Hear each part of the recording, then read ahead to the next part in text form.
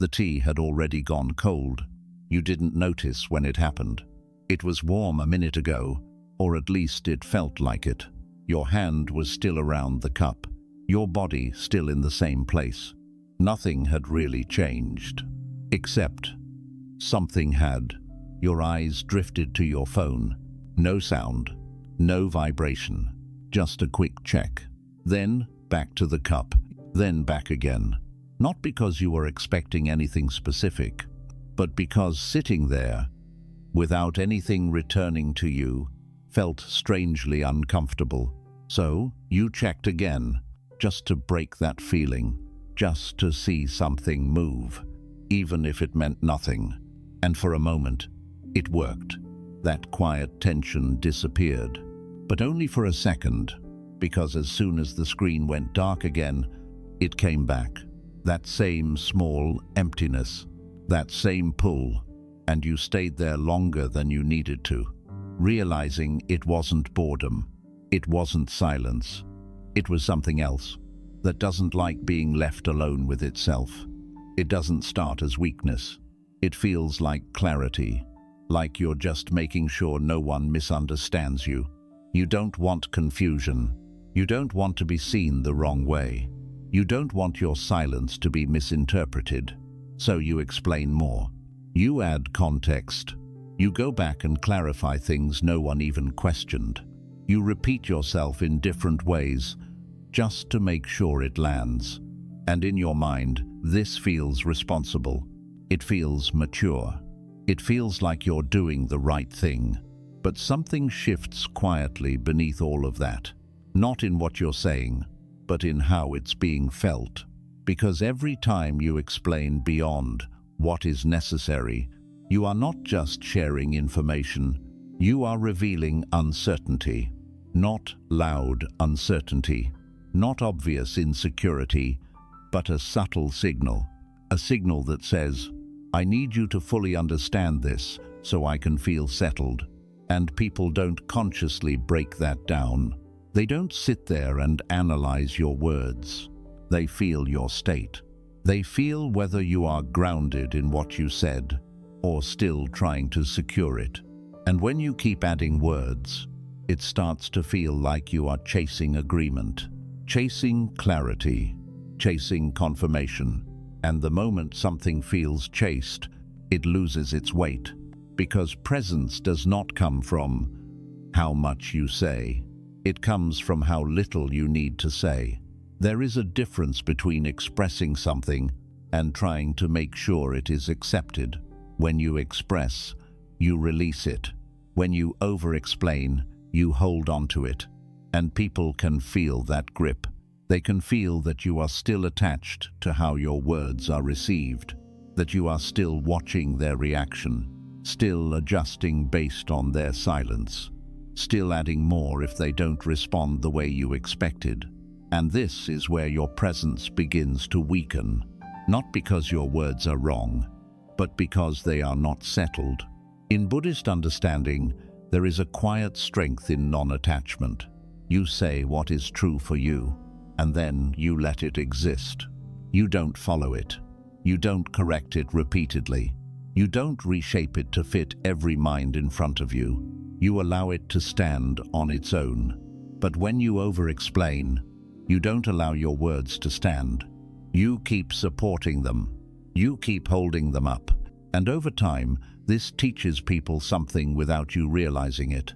It teaches them that your words need support, that your statements are not final, that your position is flexible, that if they wait long enough, you will explain it again and again and again until it loses all impact. Think about it. The people who feel the strongest in a room are rarely the ones who speak the most. They are the ones who speak and then stop. No extra layers, no unnecessary additions, no effort to control how it is received. There is a calm finality in how they express themselves, and that finality creates weight. But when you keep adding more, you remove that finality. You turn something solid into something adjustable. And the mind does something very natural with that. It stops holding on to it, because it knows you will say more. So it doesn't need to listen fully to what you already said. This is how over-explaining slowly trains people to half listen to you. Not because they don't respect you, but because your pattern tells them there's always more coming. And once that pattern is established, your words lose their edge. They lose their presence. They become part of a continuous stream, instead of something that lands. And the most subtle part of all this is, you don't even notice when it happens. You think you're being clear. You think you're helping the interaction. But in reality, you are diluting your own impact. You are taking something that could have been felt deeply and stretching it until it becomes ordinary. Because truth doesn't need repetition to feel real. Certainty doesn't need extra layers to be understood. Presence doesn't need explanation to be recognized. It is already complete in its simplest form. The moment you go beyond that, you move away from presence and into persuasion. And persuasion always feels lighter than certainty. So the shift is not about speaking less for the sake of silence. It's about trusting what you've already said, saying it once, clearly, calmly, without tension, and letting it exist without chasing anything after it. Letting people sit with it. Letting it land at its own pace. Letting silence do its part. Because when you stop over-explaining, something returns to you. A quiet stability, a sense that your words don't need to be carried anymore. And when that happens, people don't just hear you, they feel you. And what is felt is rarely ignored. When you're always there, you slowly fade into the background. At first, it feels like strength. You respond quickly. You don't ignore people.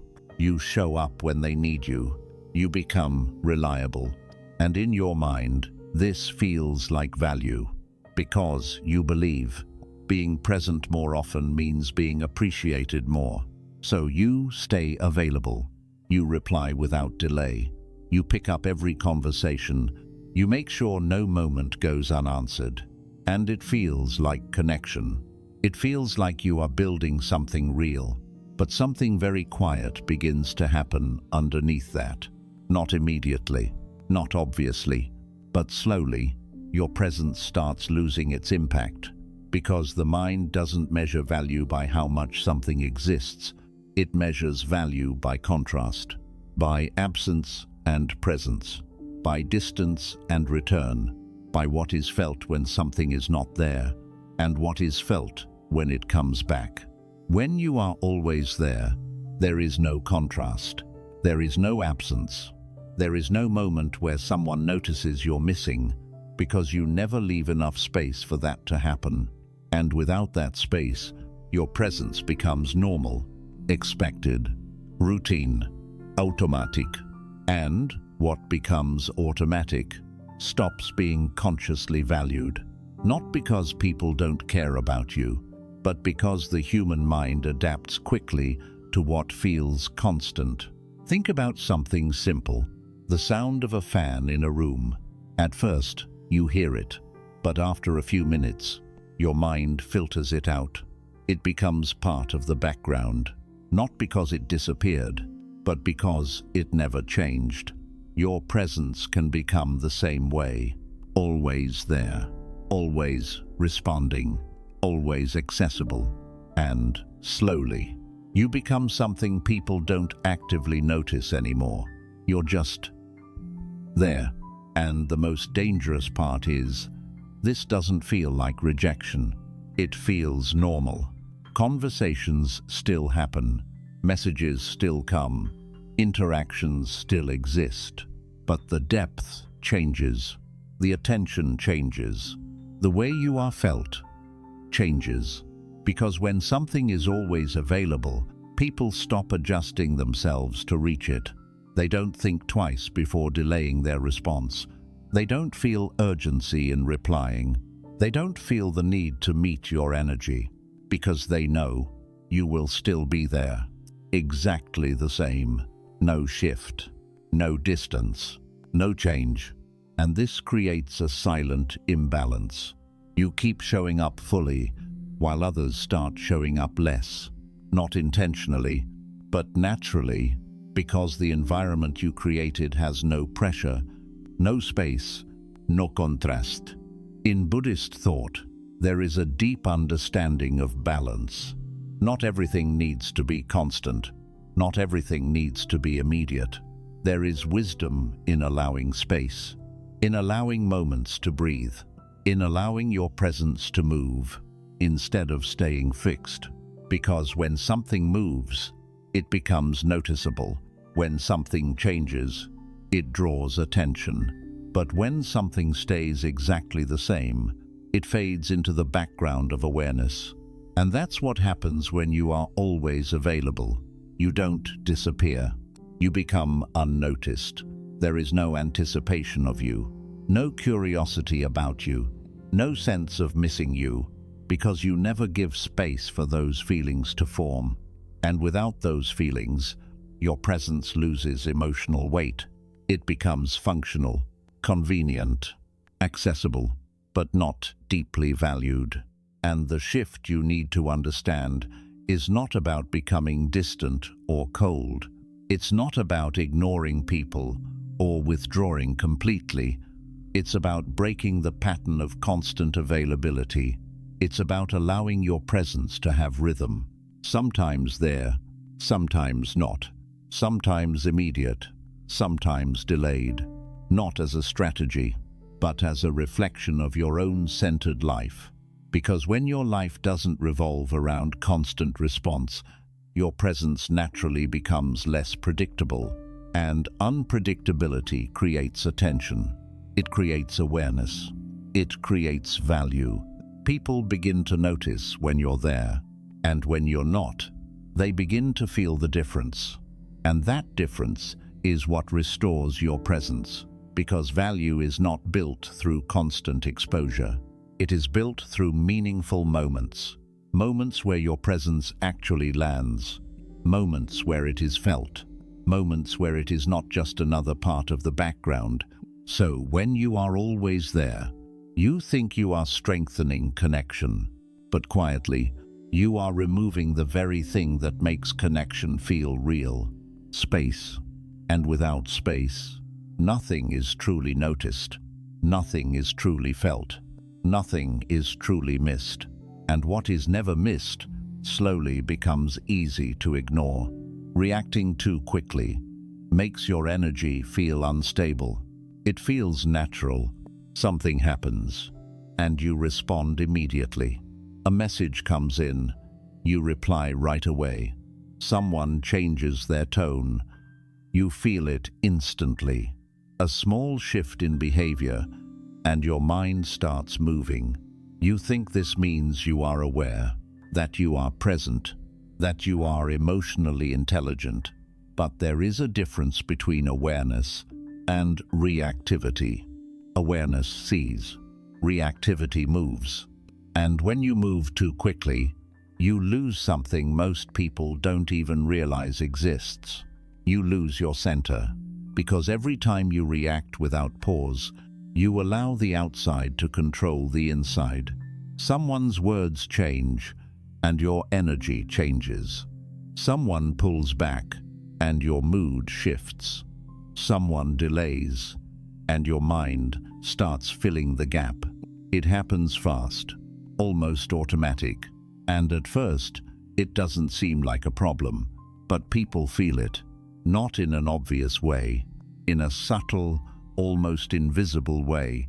They feel that your state is easily influenced, that your energy follows theirs, that your reactions are tied to what they do, and when that becomes clear, something shifts in how they perceive you, because stability is not measured by what you say, it is measured by what moves you. If small things can move you quickly, then your presence begins to feel light, not weak, just unstable. And the human mind naturally pays less attention to what feels unstable, not out of judgment, but out of instinct. We are drawn to what feels grounded, to what holds its shape, to what doesn't shift with every small change. But when your responses are immediate, there is no space, no gap between what happens and how you respond to it.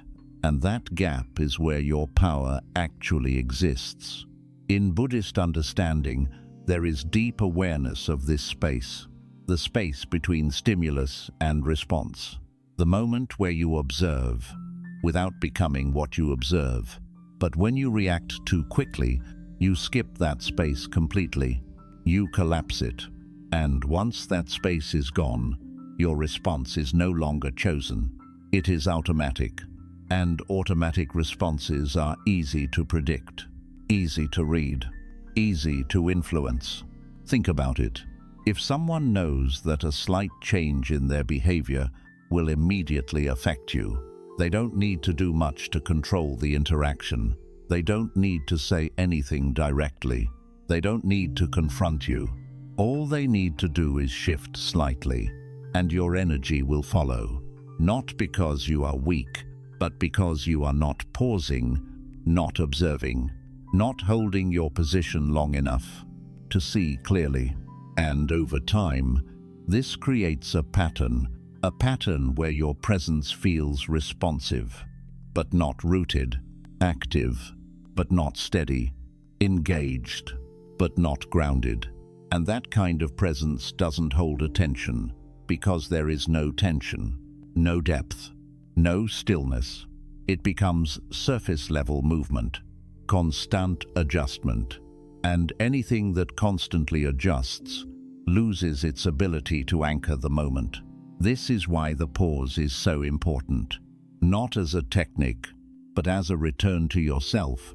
When something happens and you don't immediately react, you create space, space to see clearly, space to feel without being pulled, space to choose your response instead of becoming it. And that space changes everything, because when your responses are not immediate, they become intentional. When they are intentional, they carry weight. When they carry weight, people feel them differently. There is a quiet delay, a moment where nothing happens, and in that moment, attention increases, because the mind starts to wonder, to observe, to wait. And when you finally respond, it lands, not because it is louder, but because it comes from stillness, from clarity, from a place that was not moved by the outside. And that is what creates grounded presence. Not silence alone, not distance alone, but the ability to remain centered while everything around you is moving. So the shift is not about becoming slow or distant. It is about becoming aware of that space again, that small, quiet gap between what happens and what you choose to do next. Because in that gap, you stop being controlled by the moment and you start shaping it. And once your presence is no longer reactive, it becomes harder to predict, harder to move, harder to ignore. Not because you're doing more, but because you're no longer moving without awareness. And anything that moves with awareness carries a different kind of weight, a weight that people feel, even in silence. Trying to fit every mind erases who you truly are. It doesn't feel like you're losing yourself. It feels like you're just being understanding. You listen carefully. You adjust your tone depending on who you're speaking to. You soften your words so no one feels uncomfortable. You reshape your thoughts so they land better. And in your mind, this feels like maturity, like you're just being easy to deal with, like you're making things smoother for everyone. So you adapt, a little here, a little there, nothing extreme, nothing obvious. But something begins to change quietly, not in how others see you at first, but in how clearly you exist. Because every time you adjust yourself to match someone else's mind, You move slightly away from your own. Not enough to notice immediately, but enough to create distance. Distance from your natural tone. Distance from your unfiltered thoughts. Distance from the way you would speak if you weren't adjusting. And over time, that distance grows, until one day something feels off. Not because people rejected you, but because no one is really feeling you. They are interacting with a version of you that has been shaped for them. A version that is easier to accept, easier to agree with, easier to understand, but not fully real. And people can sense that. Not consciously. They won't say, "This person isn't being authentic," but they will feel something unclear, something that doesn't fully land. Because when you try to fit every mind, you lose definition. You become adaptable, but undefined. And the mind struggles to hold on to what feels undefined. It can't anchor it. It can't label it. It can't fully connect with it. So it moves past it. Not out of rejection, but because nothing about it feels solid enough to stay with. In Buddhist understanding, there is no need to shape yourself for every perception. Not everyone will understand you. Not everyone will agree with you. And that is not a problem to solve. It is part of reality. When you try to be understood by everyone, you create too many versions of yourself. And the more versions you create, the less stable your presence becomes. Because you are constantly shifting, constantly adjusting, constantly recalibrating based on who is in front of you. And people feel that movement. They feel that you are not standing in one place, that your position changes depending on the room. And once that feeling is there, something important disappears. Trust in your consistency, because consistency is what allows people to feel you clearly. Not agreement, not approval, but clarity. When you are clear, even if someone disagrees with you, they still feel your presence. They still recognize your stance. They still know where you stand. But when you are constantly adjusting, there is no clear signal. Just shifting, just adapting, just trying to match what is in front of you. And that kind of presence becomes easy to overlook, because it doesn't create impact. It doesn't create tension. It doesn't create distinction. It blends. And anything that blends too much disappears into the background. The deeper part of this is, you start losing connection with yourself. Because when you're always shaping your words for others, you stop hearing your own voice clearly.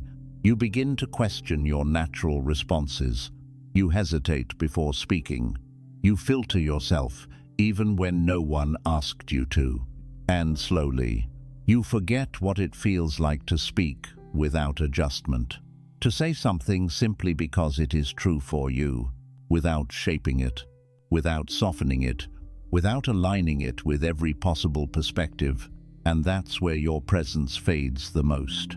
Not in how others see you, but in how clearly you exist within yourself. Because presence starts from within. It's not built by being accepted. It's built by being aligned.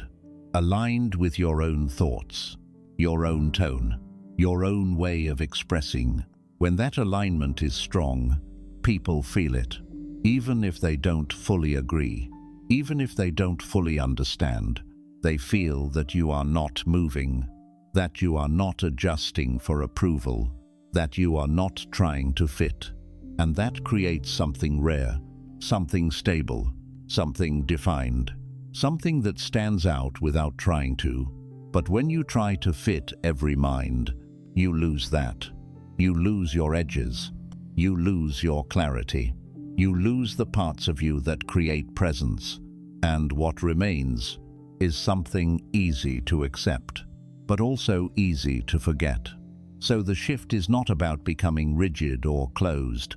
It's not about ignoring others or refusing to understand. It's about staying rooted while you engage, listening without losing your position, understanding without reshaping yourself, speaking without filtering every word through other people's expectations. Because when you stop trying to fit every mind, you finally become someone people can actually feel, and what is clearly felt is rarely ignored. Staying where you're unseen teaches the world you're optional. You notice it earlier than you admit, the way your words don't fully land, the way conversations continue but without real attention, the way your presence doesn't shift the room the way it once did. It's not loud. No one says anything directly. No one openly dismisses you, but you feel it. A subtle distance, a quiet lack of recognition, a sense that you are there, but not truly felt. And still, you stay. You tell yourself it's temporary. You tell yourself you're overthinking. You tell yourself that maybe you just need to adjust, try differently, be better. So you give more attention, more understanding, more effort. You try to close the gap. But something deeper is happening beneath that effort, because every moment you remain in a space where you are not valued, you are not just experiencing that reality, you are reinforcing it. Not in their mind first, in yours. And then it reflects back to them, because people don't only respond to what you say or do, they respond to what you accept, to what you continue to participate in, to what you silently allow. When you stay in environments where your presence is overlooked, you begin to normalize that experience. At first, it feels uncomfortable, but over time, it starts to feel familiar. And what becomes familiar starts to feel acceptable, even if you don't consciously agree with it. And this is where the shift becomes dangerous. Because once something feels acceptable internally, it becomes visible externally, in the way you speak, in the way you show up, in the way you respond to being overlooked. You stop expecting to be fully heard. You stop expecting your presence to carry weight. You start adjusting without even noticing. And people pick up on that, not through analysis, through feeling. They feel that you are still there, even when you are not being valued. They feel that your presence does not require recognition to remain. And unconsciously, they begin to treat it that way. Not necessarily with bad intention, but with natural human behavior, because when something stays, no matter how it's treated, it becomes stable in that position. And stability creates patterns. So the pattern becomes, you show up, you are partially seen, you stay anyway. And, over time, this becomes the new normal. Your presence is no longer something that needs to be acknowledged fully. It becomes optional, something that can be engaged with or not, something that can be responded to or delayed, something that exists without requiring attention. And the most painful part is, you don't even realize when this shift completes, because there is no clear moment where it happens, no single point where everything changes. It is gradual, layer by layer, until one day you feel invisible in a place where you have been present the entire time. In Buddhist understanding, there is a deep recognition of attachment, not just to people, but to environments, to roles, to familiar dynamics, to spaces where you once felt seen, but no longer do. And attachment keeps you there, not because the space still aligns with you, but because it used to, because leaving feels like loss, because staying feels easier than letting go. But what is often not seen is, staying where you are not valued does not preserve connection. It slowly erodes your sense of self, because every time you remain in that environment, you are practicing being overlooked. You are reinforcing a version of yourself that accepts less than what you feel inside. And that internal contradiction creates a quiet tension, a tension between what you know you deserve and what you continue to experience. And, over time, that tension becomes your baseline. You stop questioning it. You stop resisting it. You adapt to it. And once you adapt, you begin to carry that energy into other spaces, into new interactions, into new environments, into new people, because you have learned, without realizing it, how to exist without being fully valued. And that energy follows you, not because something is wrong with you, but because patterns repeat until they are broken. The shift is not about forcing people to see you. It's not about demanding attention. It's not about trying harder in the same space. It's about recognizing when a space no longer reflects your presence clearly, and having the clarity to step away, not out of ego, not out of anger, but out of alignment, because when you remove yourself from environments that overlook you, you interrupt the pattern. You stop reinforcing the identity of being optional, and something begins to reset. Your expectations, your energy, your presence. You begin to feel your own weight again, not because others suddenly change, but because you are no longer placing yourself where that weight is ignored. And that shift changes everything, because people learn how to treat you by observing what you continue to accept. When you stay where you are unseen, you teach them that your presence does not require attention. But when you leave, you teach them something else, that your presence is not permanent in spaces where it is not valued. And that alone restores a level of clarity that cannot be explained with words. So the question is not, why are they ignoring me? The deeper question is, why am I still staying where I feel unseen? Because the moment you answer that honestly, you begin to step out of the pattern. And once you step out, your presence is no longer something that can be easily overlooked. Because it is no longer placed where it is treated that way, talking to fill silence drains the weight from your words. Silence feels uncomfortable, not because something is wrong, but because nothing is happening. There's no response, no movement, no clear direction in the moment, and your mind reads that as a gap that needs to be filled. So you speak, you add something, you extend the conversation, you say whatever comes to mind just to keep the flow going. At first, it feels natural. It feels like you're being social, like you're keeping things alive, like you're preventing awkwardness. But something deeper is happening beneath that habit, because not all silence is empty. Some silence carries presence. Some silence creates attention. Some silence gives your words space to land, to settle, to be felt. But when you rush to fill every quiet moment, you remove that space. And, without space, your words lose their impact. They become continuous, one after another, without pause, without contrast. And the mind doesn't process continuous input the same way it processes moments of stillness. It starts filtering. It starts listening less carefully, less deeply, less intentionally. Not because your words lack value, but because there is no reason to hold on to any single part of them, because more is always coming. Think about it. When something is constant, it becomes background, like a sound that never stops. At first, it's noticeable, but over time, the mind adapts.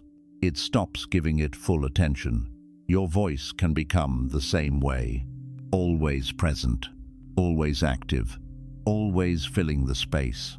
And slowly, it becomes something people hear, but don't fully listen to, not out of disrespect, but out of overload, because there is no pause, no moment where your words can stand alone, no moment where silence holds the attention before you speak again. In Buddhist understanding, silence is not something to escape. It is something to enter. It is a space where awareness becomes clear, where observation deepens, where presence becomes visible without effort. But when you avoid silence, you also avoid that depth. You stay on the surface. In constant movement, constant expression, constant output, and surface-level movement rarely creates lasting impact, because impact is not created through volume. It is created through contrast, through the difference between silence and sound, through the gap between what is said and what is left unsaid. When you remove that gap, you remove the tension that makes people pay attention. You remove the stillness that makes people lean in. You remove the space where your words could carry weight, and your voice becomes something predictable, something continuous, something easy to tune out. The deeper part of this is not just about how others hear you, it's about how you relate to silence itself. If silence feels uncomfortable, it often means you are not settled within it. You are not at ease without interaction, without response, without movement. So you fill it, not because something needs to be said, but because something needs to be avoided. That feeling of stillness, that moment where nothing is happening, but that moment is not empty. It is where your presence exists without effort. It is where you don't need to prove anything, add anything, maintain anything. And when you become comfortable in that space, your words begin to change. You no longer speak to fill gaps. You speak because there is something to say, and that shift is felt immediately. Your words become fewer, but heavier, shorter, but more precise, less frequent, but more noticeable, because now they are not part of a stream, they are moments, and moments are what the mind remembers. When you allow silence, you create those moments. You create anticipation, a brief pause where attention naturally increases, where people start to focus more, not because you demanded it, but because the absence of sound made them aware.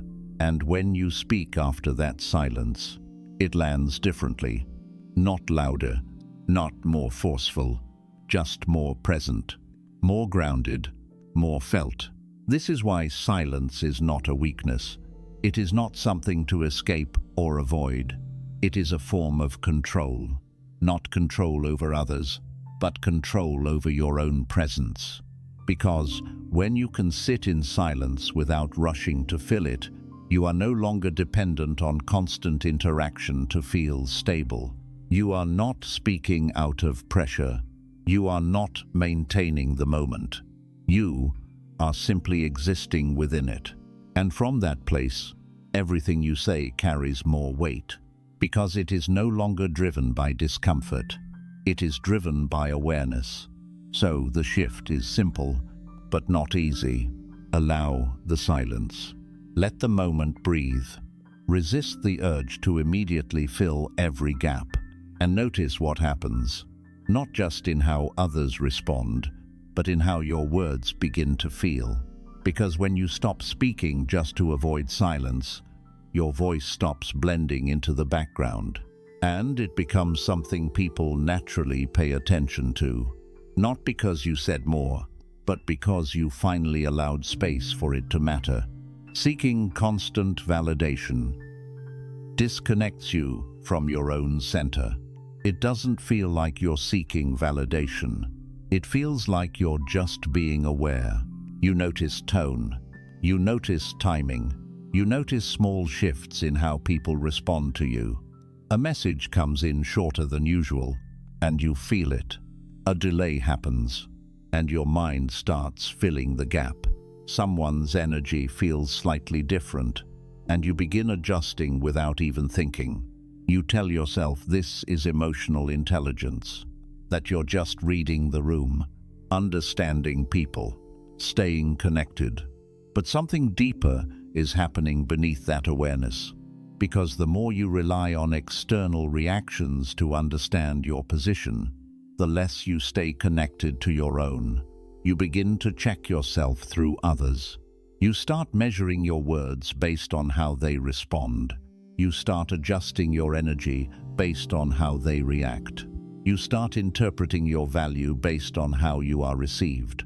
And slowly, your center moves, not physically, internally, from within you to outside of you. And once your center is outside of you, you are no longer grounded in yourself. You are anchored in other people's responses. Their tone becomes your signal. Their attention becomes your stability. Their reactions become your reference point.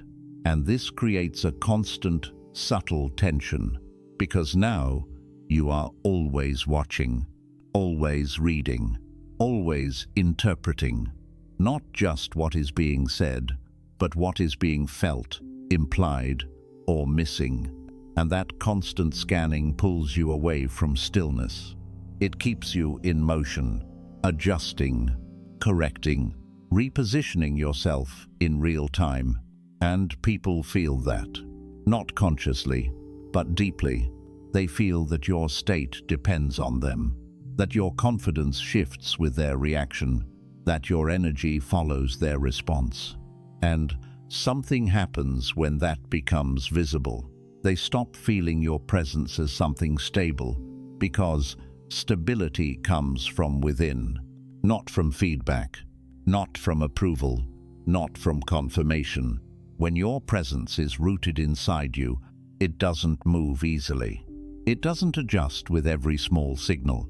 It remains consistent, and that consistency creates weight. But when you seek validation, even in subtle ways, you lose that consistency, because your state becomes reactive to others. If they respond well, you feel steady. If they don't, you feel uncertain. If they give attention, you feel present. If they don't, you feel invisible. And this constant fluctuation makes your presence feel unstable, not weak, but dependent. And anything that feels dependent is not held with the same level of attention, because it doesn't feel grounded. It feels like it needs something to remain in place. In Buddhist understanding, there is a deep emphasis on self-awareness without attachment. You observe what is happening around you, but you don't attach your identity to it. You notice reactions, but you don't build your sense of self from them. You remain centered, not disconnected from others, but not defined by them either. But when validation becomes a quiet need, you lose that separation. You begin merging with the external, and the more you merge, the less clear your presence becomes, because you are no longer expressing from your own center. You are expressing from a moving reference point, constantly adjusting based on what you receive. And that adjustment is felt, even if nothing is said about it. Even if everything seems normal on the surface, there is a subtle shift in how people engage with you. Less attention, less depth, less weight in your interactions, because your presence no longer feels self-contained. It feels influenced. And influence, when it is too visible, reduces impact. The deeper consequence is not just external, it is internal.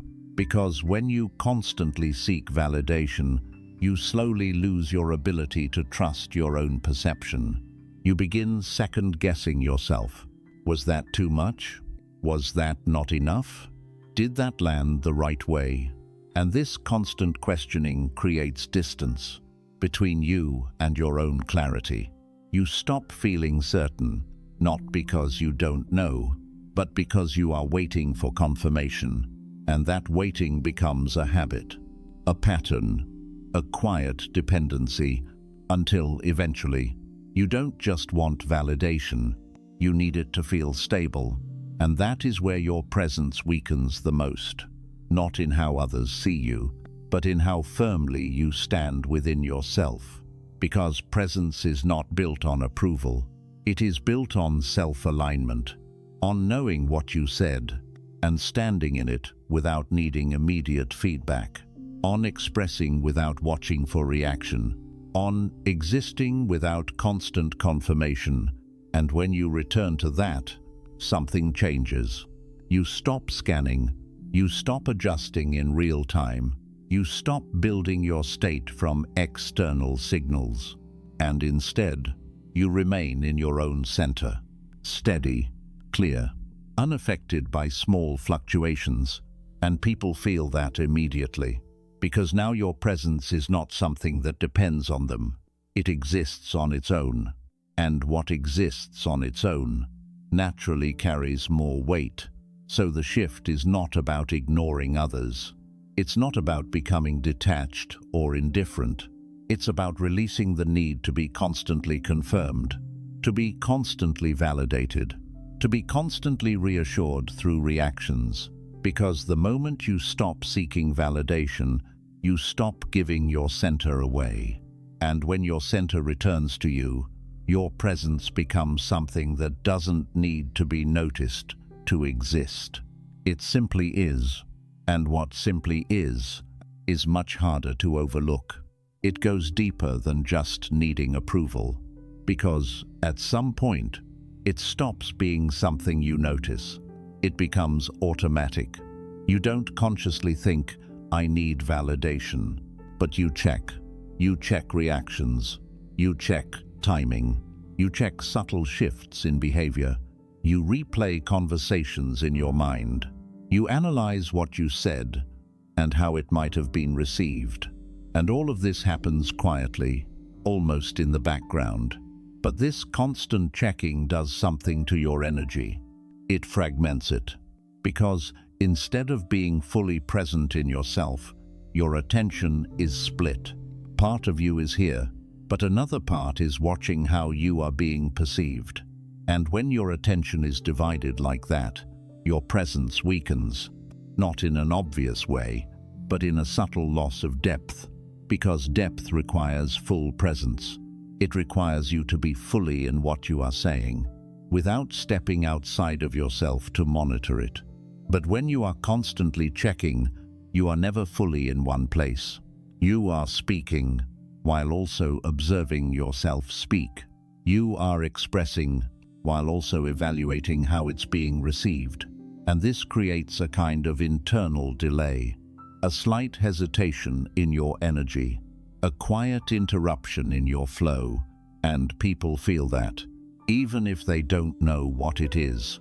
They feel that something is not fully settled, that your presence is not fully anchored, and over time, this makes your interactions feel lighter, less grounded, less impactful, because you are not fully there. You are partially outside of yourself, watching for confirmation, and the more this pattern repeats, the more it becomes your default state.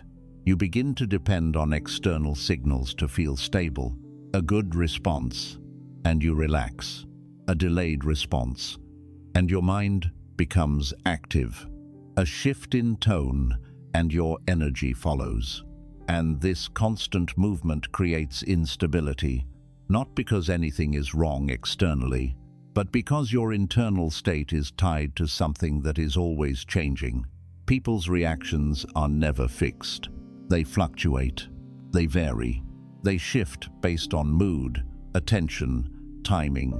So when your stability depends on something unstable, you become unstable, not in a visible way, but in a felt way. Your presence no longer feels consistent. It feels responsive, and responsive presence, while it can feel engaging, does not create depth. Because depth comes from something that does not move easily, something that holds its position, something that remains the same, even when everything around it shifts. In Buddhist understanding, this is the idea of returning to the center, to a place that is not affected by constant external change. A place where awareness exists without attachment. You see what is happening, but you do not build yourself from it. You observe reactions, but you do not define yourself by them. But when validation becomes a quiet dependency, you lose access to that center. You become externally anchored, and once that happens, you are always adjusting, always recalibrating, always trying to align with what is happening around you. And this constant adjustment makes your presence feel less defined, because it is always changing, always adapting, always shifting shape, and anything that constantly shifts becomes harder to recognize, harder to feel clearly, harder to stay connected to. This is why people may not fully engage with you, even if nothing is wrong on the surface. Even if conversations continue, even if everything seems normal, because what they are feeling is not your words. It is your state, and your state is not fully rooted. It is moving with them, and when your presence moves with others, it loses its ability to influence the moment, because influence comes from stability, from something that remains while everything else changes. The deeper cost of this is internal, because the more you rely on validation, the more you lose trust in your own perception. You begin to question your instincts. You hesitate before expressing something naturally. You wait for signs before feeling certain, and this waiting creates distance between you and your own clarity. You stop moving from inner knowing and start moving from external confirmation, and that is where your presence becomes weakest. Not because you lack strength, but because you are no longer using it. You are waiting for it to be reflected back to you. So the shift is not about forcing confidence. It is not about pretending you don't care. It is about returning to your own center, speaking and staying there, expressing, and not stepping outside of yourself to evaluate it immediately. Letting your words exist without chasing their effect. Letting silence exist without needing reassurance. And slowly, that habit of checking begins to fade. That need for confirmation begins to loosen, and something else replaces it. A quiet certainty, a grounded stillness, a sense that your presence does not need to be validated to be real. And when that happens, people feel it, because now your energy is not divided. It is not fragmented. It is whole, fully present, fully rooted, fully within itself. And that kind of presence does not need to ask for attention. It naturally holds it. Lesson 8. Ignoring your inner stillness keeps you easy to overlook. There is a part of you that is already calm, not forced calm, not something you have to create. It's already there. A quiet center, a still point beneath all the movement. But you rarely stay there, because your attention is always moving, from one thought to another, from one interaction to the next, from one feeling to the next reaction. You stay engaged, constantly processing, constantly thinking, constantly responding, and it feels normal, because movement feels productive. It feels like you're active, aware, involved. But something is missing inside all that movement. Stillness. Not silence outside, but silence within. And when you are disconnected from that inner stillness, your presence becomes surface level, not weak, just busy, always active, always shifting, always doing something. And anything that is always moving becomes predictable, easy to read, easy to understand, easy to overlook, because there is no depth to pause on, no stillness to feel, no moment where your presence simply exists without effort. In Buddhist understanding, stillness is not emptiness. It is awareness without movement, a state where you are fully present, without needing to react, adjust, or add anything. But when you ignore that stillness, You live only on the surface of your own experience.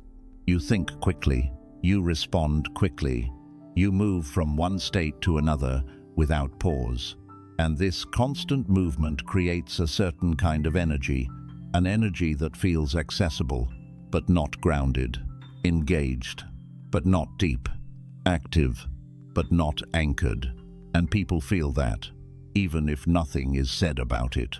They feel that your presence is always in motion, that there is no still point, no center, and without that center, your presence doesn't hold attention for long, because attention naturally moves toward what feels stable, toward what feels rooted, toward what does not shift with every moment.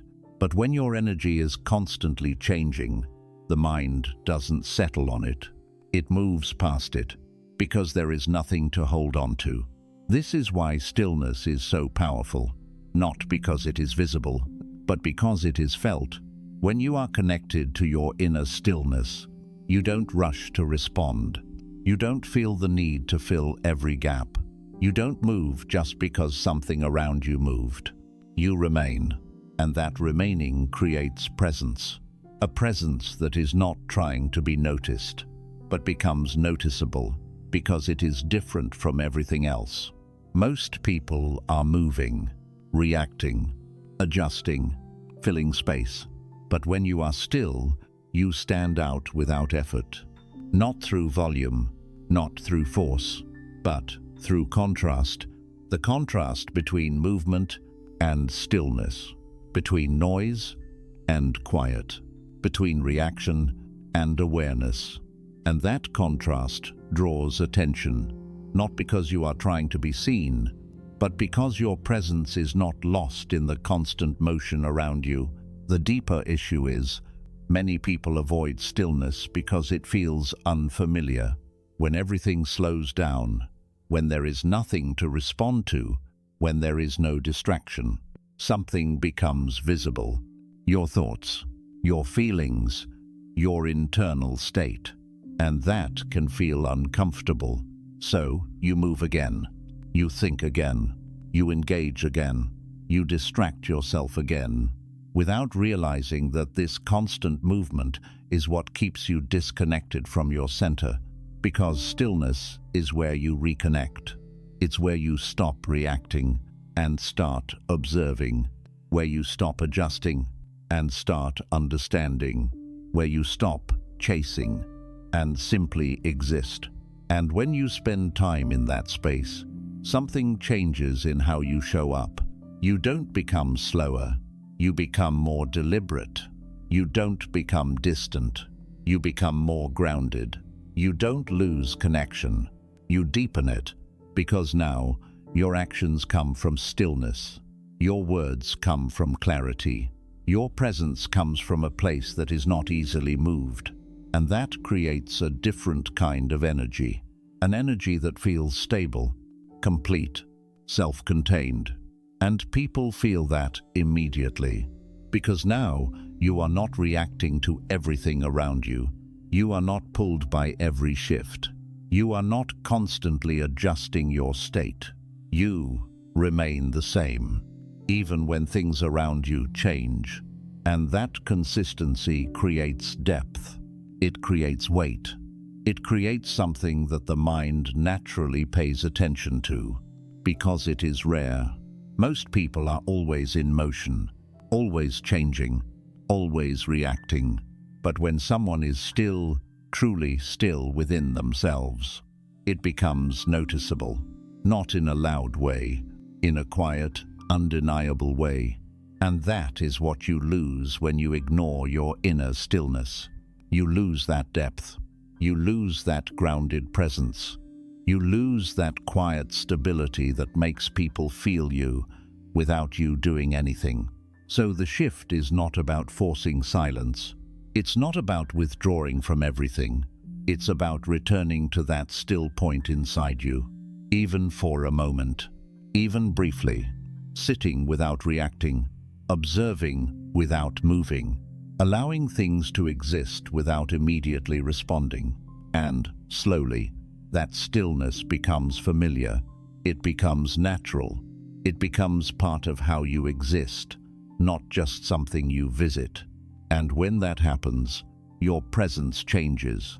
Not in what you do, but in how you are felt. Because now, you are no longer just another moving part in the environment. You are something steady within it. And what is steady is much harder to overlook.